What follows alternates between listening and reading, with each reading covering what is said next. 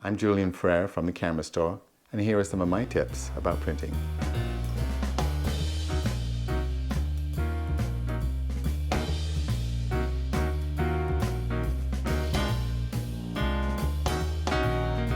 The biggest key about printing to me is just do it. And honestly, it is so easy to do. And nowadays, in the world of digital especially, you don't even need much in the way of fancy darkrooms or anything. You need a printer plugged into a computer that most of us have, and just go for it. And don't be afraid of redoing it. I still, even though I printed hundreds of thousands of photographs, I'll still look at something and go, you know what? I don't like the way that looks. I'm going to change this. I'm going to lighten it, darken it, change the shadows. Redo it. Don't settle.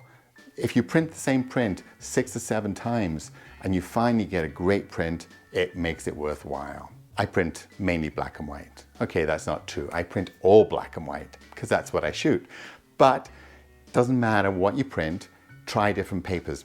One of the fun things too nowadays about printing is that you can mix and match whatever you like. You can use a matte paper, you can use a glossy paper, you can use some amazing fiber-based papers. You can print on canvas, you can print on paper that's metallic.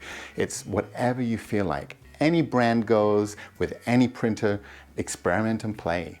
One of my favorite tips is it should all be about the emotion. Whether the print looks too dark or too light to some, it doesn't matter, providing it conveys the emotion. Shadows are a common thing. We always seem to want to see details in the shadows. You don't see details in the shadow when you're outside. When you're outside and you're looking across a dark barn, it's black. So let the print be the same way. Same as in snow or light exposure situations. If it does look blindingly white, let it go blindingly white. We don't have to emulate Ansel Adams, even though I may love Ansel Adams.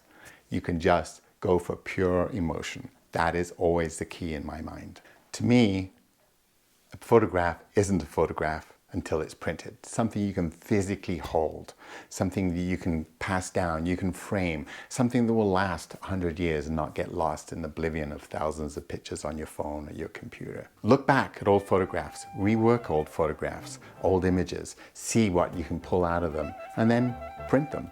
Then all of a sudden, you relive those memories and you have something physical you can hold.